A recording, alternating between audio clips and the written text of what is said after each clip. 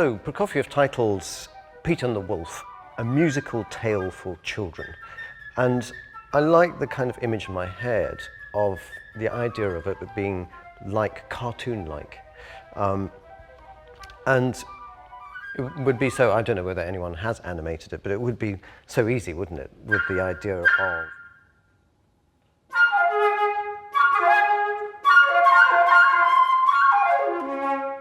Moving on to the next solo, having climbed to the heights of the branch.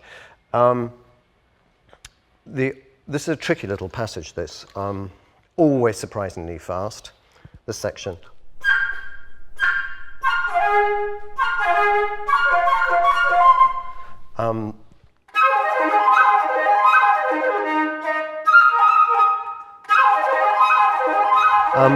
And I'm back on the same thing that I find this very, very helpful. I have the mentality of trying to get into credit rhythmically. So the more I'm kind of going, that's all a bit sticky. But I have this feeling of, without skating over the notes, but singing everything beautifully and ringing everything.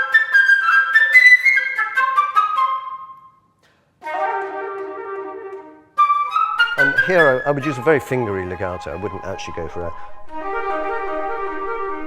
Wouldn't that be ridiculous for this kind of characterization of the music?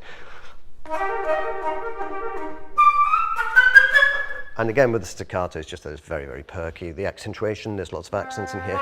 Use every element that you see on the page to maximize the character.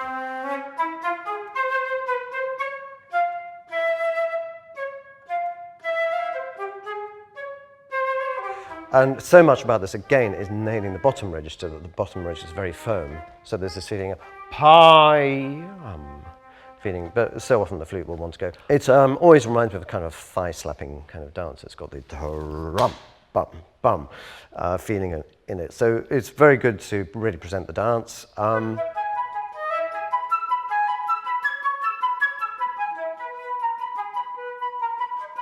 Whenever you're in a dance, of course, there's strong beats and there's weak beats. So the more one uses that, the more successful I always think this representation of dance is. But also in this, there's some unusual accentuation, which is really fun in the music making. So,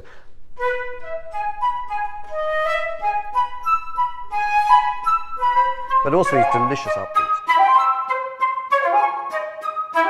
So if it's got exactly the same feeling, so I would, before you're practicing it, always try and just play the real version, so that it feels an exact ornamentation of the real one. A key thing is that when we meet the sevens, which are awkward,